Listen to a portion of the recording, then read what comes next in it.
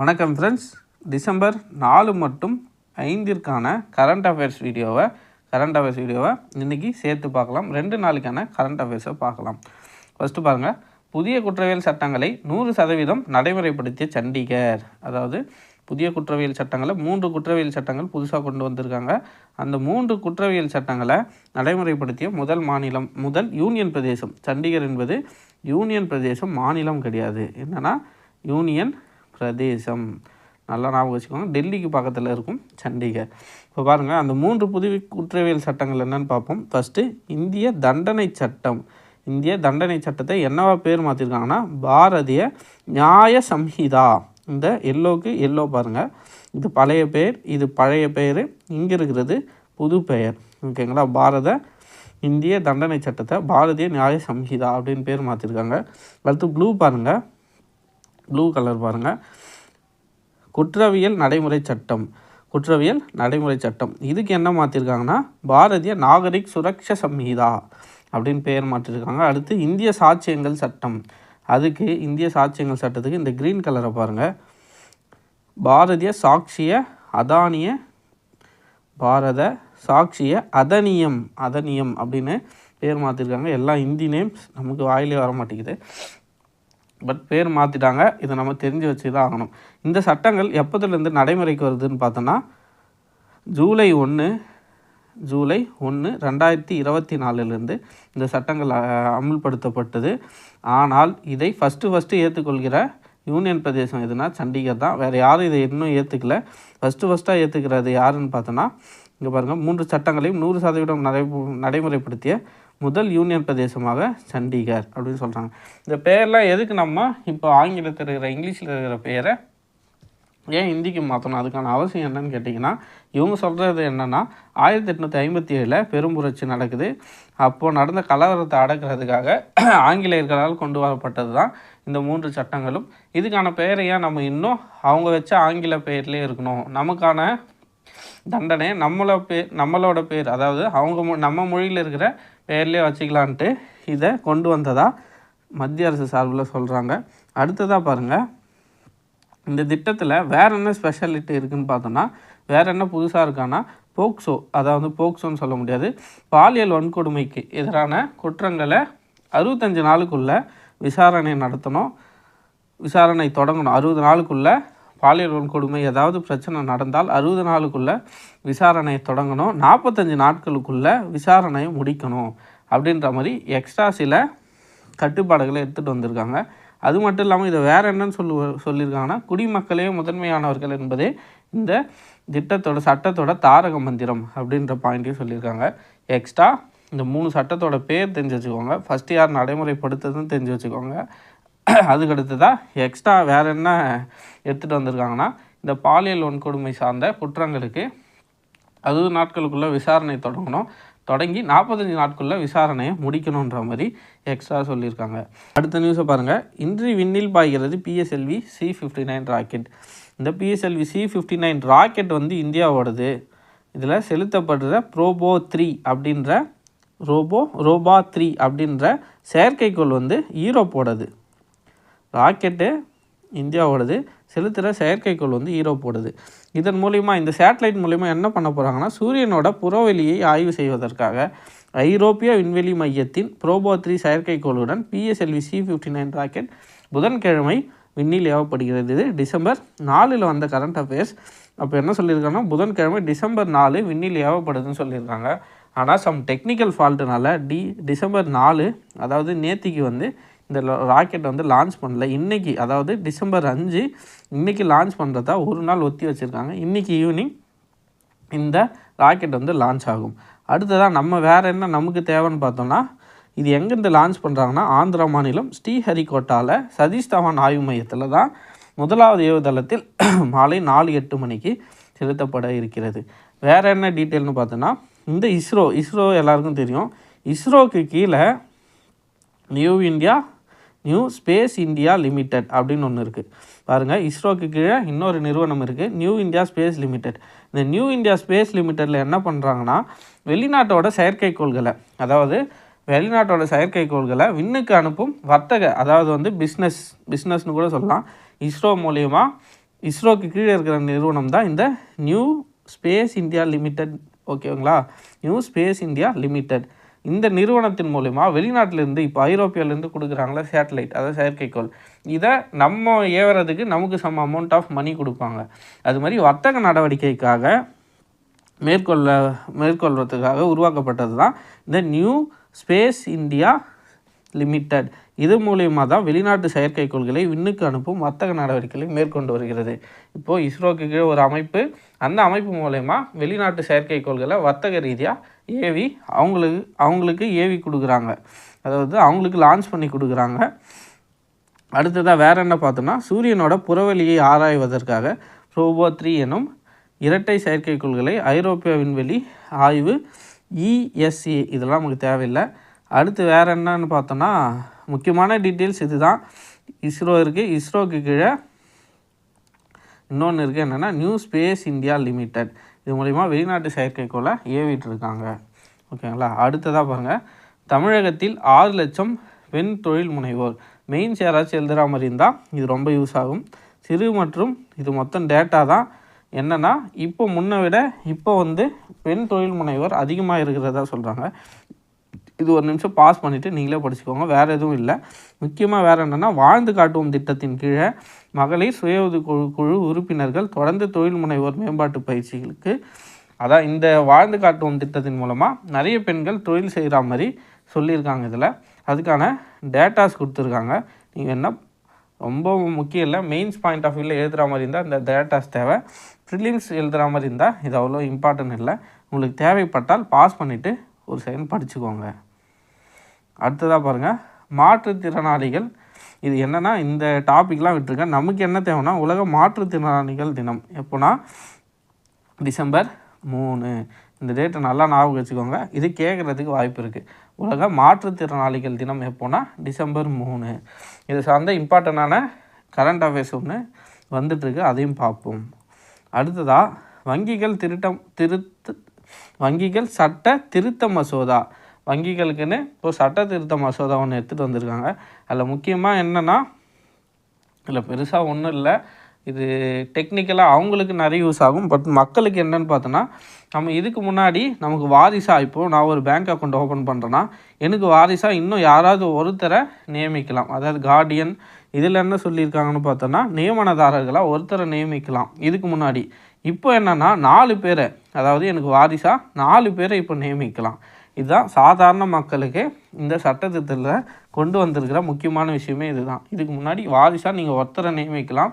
Suppose நமக்கு ஏதாச்சும் ஆயிடுச்சுனாலோ அந்த பணம் அவங்களுக்கு போகிற மாதிரி இருக்கும். இப்போ நீங்கள் வாரிசாக 4 பேர் வரலும் நியமிக்கலாம். அதுதான் முக்கியமாக சொல்லியிருப்பாங்க. அடுத்ததாக வங்கியோட இயக்குநர்களோட பதவி காலத்தை 8 வருஷத்துலேருந்து 10 வருஷமாக மாற்றிருப்பாங்க. மக்களுக்குன்னு பார்த்தோன்னா அந்த ஒரு விஷயந்தான் மிக முக்கியமான விஷயம். அடுத்ததாக மொத்தம் 19 திருத்தங்கள் இதில் மேற்கொண்டு இருக்கிறதா சொல்கிறாங்க. அது ரிசர்வ் வங்கி சட்டம், வங்கி ஒழுங்காற்று சட்டம், இதன் மூலயமா பணப்பரிமாற்ற சட்டம், இதன் மூலயமா 19 திருத்தங்களை மசோதாவில் முன்மொழிஞ்சிருக்காங்க தான் சொல்கிறாங்க. இப்போதான் இது நடைமுறைக்கு வரட்டும். அடுத்து என்ன ஏதுன்னு பார்ப்போம். அடுத்ததாக உச்சநீதிமன்ற நீதிபதியாக மன்மோகன் நியமனம். இவர் ஃபஸ்ட்டு இதுக்கு முன்னாடி என்னென்னா டெல்லி உயர்நீதிமன்ற தலைமை நீதிபதியாக மன்மோகன் ஒருத்தர் இருந்தார். அவர் இப்போது டெல்லி, அதாவது இந்தியாவுக்கான உச்சநீதிமன்றத்தோட நீதிபதியாக நியமிச்சிருக்காங்க. ஒன்றும் இல்லை, மன்மோகன் ஒருத்தர் டெல்லி உயர்நீதிமன்றத்தோட தலைமை நீதிபதியாக இருந்தார். அவரை இப்போது உச்சநீதிமன்ற நீதிபதியாக ப்ரொமோஷன் கொடுத்துருக்காங்க. அடுத்ததாக பாருங்கள், வேறு என்ன இதில் பார்க்கணுன்னா, உச்சநீதிமன்ற நீதிபதியை நியமிக்கிறது யாருன்னு பார்த்தோன்னா கொலிஜியம். அவங்க தான் சஜஸ்ட் பண்ணுவாங்க. அவங்க மூலயமா குடியரசுத் தலைவர் தான் அவங்கள நியமிப்பாங்க. பதவி பிரமாணம் செஞ்சு வைக்கிறது குடியரசுத் தலைவர். அடுத்ததாக பாருங்கள், உச்சநீதிமன்றத்தில் இப்போ மொத்தமாக அனுமதிக்கப்பட்ட 34 நீதிபதிகள். மொத்தமாக உச்சநீதிமன்றத்தில் எவ்வளோன்னா 1+33 அந்த ரேஞ்சில் தான், இந்த ரேஷியோக்குள்ளே தான் ஜட்ஜஸோட பேனல் இருக்கும். ஒரு சீஃப் ஜஸ்டிஸ், அடுத்து 33 ஜட்ஜஸ் இருப்பாங்க. இப்போது 33 பணியிடங்களில் தற்போது 2 இடங்கள் காலியாக உள்ளன. அப்போ எவ்வளோ இருக்கிறாங்கன்னு பார்த்தோன்னா, இப்போ 1+34ங்களா, அப்போது 31 இருக்காங்க போல். 31 1 + 30 இருக்காங்க போல், 31, 1 + 31, இப்போ இருக்கிறது 1 + 31. அப்போது 2 இடங்கள் காலியாக இருக்குது. அப்போ 32, 33ன்னு 2 பிளேஸ் காலியாக இருக்குது. இப்போ இவர் சேர்ந்ததால் மொத்தமாக மன்மோகன் பதவி ஏற்கும்போது உச்சநீதிமன்றத்தோட பலம் 33ஆக உயரும். இப்போது 1 + 31, அதாவது 32 இருக்காங்க. இப்போ இவர் சேர்ந்தார்னா 1 + 32ஆக மாறும். 32ஆக மாறினா மொத்த டோட்டல் ஜட்ஜஸோட கவுண்ட் வந்து 33ஆக மாறும். அப்போ ஒருத்தர் மட்டும்தான் கம்மியாக இருக்கிறாங்க, இவர் பதவி ஏற்றுக்கிட்டதுக்கு அப்புறம். அடுத்ததாக பாருங்கள், இதுவும் ரொம்ப டீப்பாலாம் இல்லை, மேலோட்டமாக தான் இருக்குது. வரலாற்று ரீதியாக இவர் என்ன சொல்லியிருக்காருன்னா, கல்வியை திரும்பவும் மாநில பட்டியலுக்கு கொண்டு வரணும்னு சொல்லியிருக்காங்க. 1976, அதாவது இந்திரா காந்தி அவர்களால் 42வது சட்ட திருத்தம் 1976ல் கல்வி பொதுப்பட்டியலுக்கு மாற்றப்பட்டது. அதை மீண்டும் மாநில பட்டியலுக்கு மாற்றணும்னு சொல்லியிருக்காங்க, வேறு ஒன்றும் இல்லை இதில். அடுத்ததாக பழங்குடியினருக்கான ஏகலைவா மாதிரி உறைவிட பள்ளிகளில் பயிலும் பழங்குடியின மாணவர்கள் மத்திய கல்விக் கொள்கையால் சவால்களை, இது அரசியல் சார்ந்து இருக்குது. நமக்கு தேவை என்னென்னா, பழங்குடியினருக்கு ஒரு ஸ்கீம் இருக்குது, அதுக்கு பேர் என்னென்னா ஏகலைவா மாதிரி உறைவிட பள்ளி. அதை மட்டும் தெரிஞ்சுக்கோங்க. இது அரசியல் சார்ந்து போயிடும், நமக்கு இது தேவையில்லை. இது டிசம்பர் 5க்கான கரண்ட் அஃபேர்ஸ். இப்போ இதிலேருந்து நம்ம பார்க்க போகிறது டிசம்பர் 5க்கான கரண்ட் அஃபேர்ஸ். இதில் என்னென்னா, இந்திய வர்த்தகம் மற்றும் தொழில் கூட்டமைப்பு சார்பில் புதுடெல்லியில் சர்வதேச விளையாட்டு கருத்தரங்கம் நடைபெற்றுச்சு. எங்கன்னா டெல்லியில். இதில் விளையாட்டை ஊக்குவிக்கும் சிறந்த மாநிலமாக எந்த மாநிலத்தில் தேர்வு செஞ்சுருக்காங்கன்னா, மாநிலத்தை தமிழ்நாட்டை தேர்வு செஞ்சுருக்காங்க. விளையாட்டை ஊக்குவிக்கும் சிறந்த மாநிலமாக தேர்ந்தெடுக்கப்பட்ட மாநிலம் எதுன்னு கேட்டால் தமிழகம். இது மட்டும் நமக்கு தெரிஞ்சால் போதும். அடுத்ததாக பாருங்கள், இன்னொன்று ரொம்ப ரொம்ப முக்கியமான ஒரு நியூஸ். நல்லா இந்த பேர் எல்லாமே ஞாபகம் வச்சுங்க. சர்வதேச மாற்றுத்திறனாளிகள் தினம் எப்போ கொண்டாடணும்? டிசம்பர் 3ங்களா? இப்போ தான் நேத்திக்கான கரண்ட் அஃபேர்ஸ் டீட்டெயிலில் பார்த்தோம். இதில்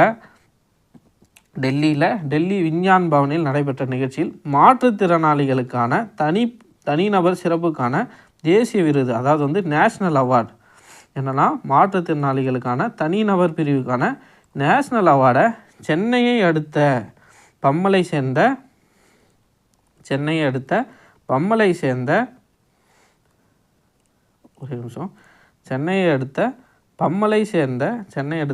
சேர்ந்த கவிதாவுக்கு வழங்கிய குடியரசுத் தலைவர் முர்மு. அப்போது என்ன நம்ம தெரிஞ்சுக்கணும்னா, இதில் மாற்றுத்திறனாளிகள் பிரிவுக்கான தனிநபர் சிறப்புக்கான தேசிய விருதை, மாற்றுத்திறனாளியில் தனிநபர் பிரிவுக்கான தேசிய விருதை சென்னையை சேர்ந்தவங்க, தமிழ்நாட்டை சேர்ந்த கவிதா அப்படின்றவங்க வாங்கியிருக்காங்க. என்னென்னா கவிதா, இந்த நேமை கேட்க நிறைய வாய்ப்பு இருக்குது. நேஷ்னல் அவார்டு சாதாரண விருது இல்லை, நேஷ்னல் அவார்டு வாங்கியிருக்காங்க. அதுவும் இந்திய குடியரசுத் தலைவர் திரௌபதி முர்மு கிட்ட இருந்து வாங்கியிருக்காங்க. ஸோ இந்த கொஷின் கேட்க நிறைய வாய்ப்பு இருக்குது. சர்வதேச மாற்றுத்திறனாளிகள் தினம் டிசம்பர் 3. அதன்படி டெல்லியில் தேசிய விருது மாற்றுத்திறனாளி தனிநபர் சிறப்புக்கான தேசிய விருதை கவிதா, சென்னையை சேர்ந்த கவிதா அப்படின்றவங்களுக்கு வாங்கியிருக்காங்க. இந்த பேரை ஞாபகம் வச்சுக்கோங்க, இது எக்ஸாம்ஸில் கேட்க நிறைய வாய்ப்பு இருக்குது. அதுக்கு அடுத்ததாக உங்கள் தொகுதியில் முதலமைச்சர் திட்டம். இந்த ஸ்கீமை பற்றி நம்ம ரொம்பலாம் ஆராய தேவையில்லை. இந்த ஸ்கீம்னா என்னன்னு மட்டும் ஜஸ்ட்டு தெரிஞ்சு வச்சுப்போம். ஏன்னா 2-3 ஸ்டேட்மெண்ட் கொடுத்துட்டு எது கரெக்டுன்னு கேட்கலாம். ஒன்றும் இல்லை, அந்தந்த சட்டப்பேரவை தொகுதி, அதாவது எம்எல்ஏ தொகுதியில் இருக்கிற எம்எல்ஏஸ் என்ன பண்ணோன்னா, கலெக்டருக்கு எங்கள் தொகுதியில் இந்த பிரச்சனைலாம் இருக்குது, எம்எல்ஏஸ் வந்து கலெக்டர் ஐஏஎஸ் கிட்ட, அந்த மாவட்டத்தோட கலெக்டர்கிட்ட இந்தந்த பிரச்சனைலாம் இருக்குது, இந்த பிரச்சனையை எங்களுக்கு தீர்த்து வைக்கணுன்ற மாதிரி அவங்களுக்கு கோரிக்கையை வந்து சம்மந்தப்பட்ட மாவட்ட ஆட்சியர்களுக்கு அனுப்பி வைக்கணும். இதுதான் இந்த திட்டத்தோட மெயினான பாயிண்ட்டே இதுதான். நல்லா ஞாபகம் வச்சுக்கோங்க. உங்கள் தொகுதியில் முதலமைச்சர் திட்டம். மற்றபடி இதில் பெருசாக பார்க்குறதுக்கு நமக்கு எதுவும் இல்லை, அரசியல் சார்ந்து தான் இதில் நிறைய விஷயம் இருக்குது. நம்ம எக்ஸாமுக்கு தேவையானது இதுதான். அடுத்ததாக பாருங்கள், இதுவும் ரொம்ப இம்பார்ட்டன்ட்லாம் இல்லை. சிறைவாசிகள், அதாவது வந்து ஜெயிலில் இருக்கிற சிறைவாசிகளோட அவங்க வந்து உறவினர்கிட்ட வீடியோ கால் பேசலாம். வீடியோ கால் பேசும் வசதியை இப்போ எங்கே எடுத்துகிட்டு வந்திருக்காங்கன்னா, கோவை மத்திய சிறையில். கோவை மத்திய சிறையில் அதாவது நாட்டிலே முதல் முறையாக, இதை நல்லா கவனிக்கணும், நாட்டிலே முதல் முறையாக தமிழகத்தில் சிறைவாசிகள் உறவினர்களுடன் வீடியோ காலில் பேசுவதற்கான வசதி செய்யப்பட்டுள்ளது. ஓகேங்களா? எங்கன்னா கோயம்புத்தூரில் இந்த ஸ்கீமை எடுத்துகிட்டு வந்திருக்காங்க. அவ்வளோதான் ஃப்ரெண்ட்ஸ். இன்னொரு டீட்டெயில்ஸ் இருக்கா? அது தொழில்நுட்ப கோளாறால் தாமதம், இன்று பாய்கிறது பிஎஸ்எல்வி. லாஸ்ட்டாக பார்த்துடலாம். பிஎஸ்எல்வி December 4, அதாவது வந்து December 4 லான்ச் ஆகிறதா இருந்துச்சு. சம் டெக்னிக்கல் ஃபால்ட்டுனால அன்றைக்கி லான்ச் ஆகாமல் December 5 லான்ச் ஆகுது. அதாவது இன்று மாலை லான்ச் ஆகுது. அவ்வளோதான் ஃப்ரெண்ட்ஸ். இன்றைக்கான கரண்ட் அஃபேர்ஸ் இதே 2 டைம் வந்துட்டுருக்கு. அவ்வளோதான் இன்றைக்கான கரண்ட் அஃபேர்ஸ். இவ்வளோ தான் ஃப்ரெண்ட்ஸ். நம்ம குவிஸை வந்து மந்த்லி ஒன்ஸ் பார்ப்போம். டெய்லி குவிஸ் என்னால் டைப் பண்ணி போடுறதுக்கு ரொம்ப கஷ்டமாக இருக்குது. வீடியோஸ் எடுக்கணும், இடையில் எடிட்டும் பண்ணணும், தம்ப்நெயில் ரெடி பண்ணணும், நிறைய பிரச்சனை இருக்கிறதால நான் மந்த்லி ஒன்ஸ் உங்களுக்கும் படிக்கிறதுக்கு ரொம்ப ஈஸியாக இருக்கும். இப்போ டெய்லி போட்டுகிட்டே வந்தேன்னா எனக்கும் கஷ்டமாக இருக்கும், உங்களுக்கு சின்ன சின்னதாக ஒரு டீட்டெயில் 2 டீட்டெயிலும் பார்க்குறதுக்கு கஷ்டமாக இருக்கும். நீங்கள் அப்படியே கரண்ட் அஃபேர்ஸ் பார்த்துட்டே வாங்க. நம்ம லாஸ்ட்டாக இந்த மந்த் முடிட்டோம். இந்த மந்த்துக்கான ஒரு 50-60 கரண்ட் அஃபேர்ஸ் வருதுன்னா வச்சுப்போம். இந்த 50-60 கொஷினையும் எடுத்து ஒரு பிடிஎஃபாக போட்டு அதை எக்ஸ்பிளைன் பண்ணி போட்டுடலாம். உங்களுக்கும் மந்த்லி கம்பைலேஷன் இருந்தால் ஈஸியாக இருக்கும், எனக்கும் ஈஸியாக இருக்கும். அவ்வளோதான் ஃப்ரெண்ட்ஸ். இதோட கரண்ட் அஃபேர்ஸ் வீடியோ முடியுது. நன்றி, வணக்கம்.